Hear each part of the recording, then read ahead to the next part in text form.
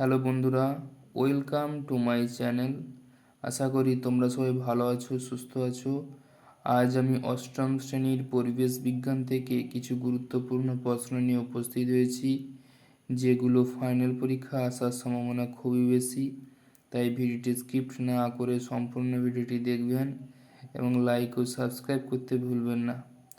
প্রথম প্রশ্ন থাকছে বায়োমাস কী, তারপরে থাকছে টিকাকরণ কী, মিথ্যজীবিতার উদাহরণ দাও, তারপরে থাকছে বহুরূপতা কাকে বলে, তারপরে থাকছে ক্রোমোপ্লাস্টিড কী, ছত্রাকের বৈশিষ্ট্য লেখো, গ্রিনহাউস ইফেক্ট বলতে কী বোঝায়, মিশ্রগ্রন্থি কাকে বলে উদাহরণ দাও, কচুরিপানার দুটি ব্যবহার লেখো, শাল গাছের ব্যবহার লেখো, তারপর থাকছে আবরণী কলা কাকে বলে, এর কাজ লেখো, সমযোজী বন্ধন কীভাবে গঠিত হয়, নিউক্লিয়াসকে কোষের মস্তিষ্ক বলা হয় কেন, রাদারফোর্ডের পরমাণু মডেলটি লেখো, মিথ্যজীবিতা কাকে বলে, অ্যালগালবোম কী, বাঁশ গাছের মাস ফ্লোয়িংয়ের ফলাফল কী, একটি আদর্শ নিউক্লিয়াসের চিত্র অঙ্কন করো এবং বিভিন্ন অংশগুলি চিহ্নিতকরণ করো। তারপর হচ্ছে মুনফেস রোগের কারণ কী, এই রোগের উপসর্গ লেখো, একটি প্রাকৃতিক ও একটি কৃত্রিম পলিমারের উদাহরণ দাও। তারপর থাকছে সংকেত লেখো, zinc phosphate, phosphine, ammonia sulphate, তারপরে হচ্ছে অ্যালুমিনিয়াম নাইট্রেট।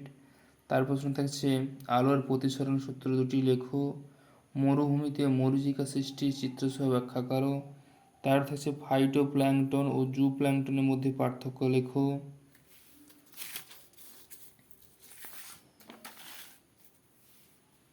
তারপর থাকছে শৈবাল ও ছত্রাকের দুটি পার্থক্য লেখো, সদ্বিম্ব ও অসদ্বিম্বের পার্থক্য লেখো।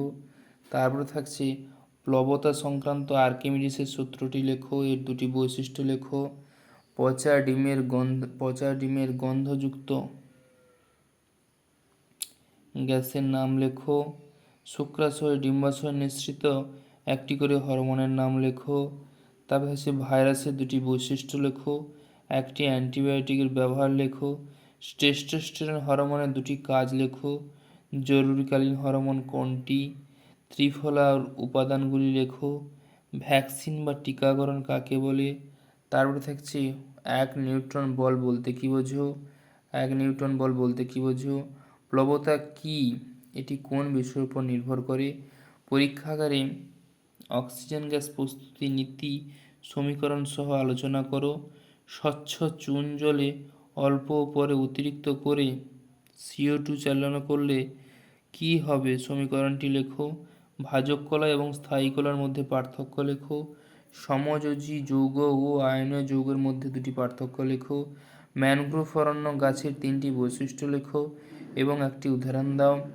IUCN এর পুরো নাম কি, WWF এর সম্পূর্ণ নাম লেখো, বায়োফুয়েল কি, ত্রিফলা কি, জীবাশ্ম জ্বালানি কাকে বলে উদাহরণ দাও। সম্পূর্ণ ভিডিওটি দেখার জন্য অসংখ্য ধন্যবাদ।